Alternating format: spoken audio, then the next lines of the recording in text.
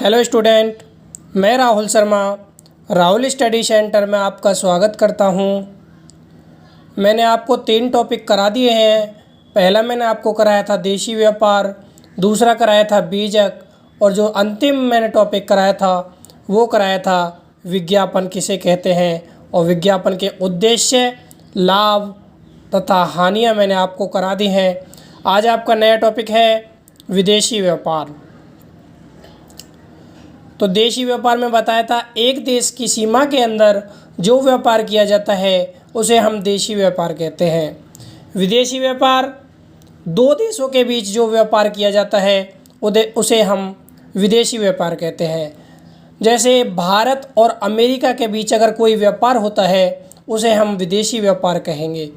अगर हमारे देश की सीमा के अंदर कोई व्यापार होता है, महाराष्ट्र और उत्तर प्रदेश के बीच अगर कोई व्यापार होता है उसे हम कहेंगे देशी व्यापार। इंग्लैंड और भारत के बीच अगर कोई व्यापार होता है उसे कहते हैं हम विदेशी व्यापार। तो जैसे लिखा हुआ है, 2 देशों के मध्य होने वाले वस्तुओं के परस्पर विनिमय या आदान प्रदान को विदेशी व्यापार कहते हैं। 2 देशों के बीच जो किसी वस्तु का आदान प्रदान किया जाता है उसे हम विदेशी व्यापार कहते हैं। इस व्यापार में एक देश अपने माल का विक्रय करता है तथा दूसरा देश उस माल को क्रय करता है।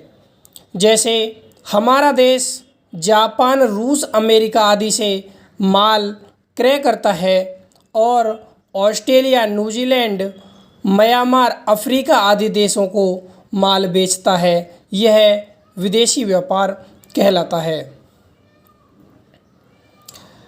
व्यापार को 3 प्रकार में विभाजित किया है। पहला है आयात यानी इंपोर्ट ट्रेड। आयात व्यापार से आशय है विदेशों से अपने देश में माल मंगाना ही आयात कहलाता है।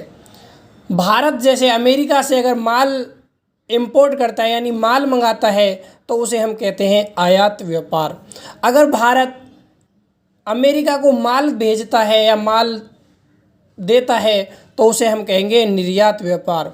निर्यात व्यापार में अपने देश से दूसरे देशों को माल भेजा जाता है यानी एक्सपोर्ट ट्रेड है, जिसमें अपने देश से दूसरे माल भेजते हैं उसे हम निर्यात व्यापार कहते हैं। और अपने देश से माल मतलब कि दूसरे देश से माल मंगाते हैं तो उसे हम आयात व्यापार कहते हैं। तीसरा है पुनर्निर्यात व्यापार।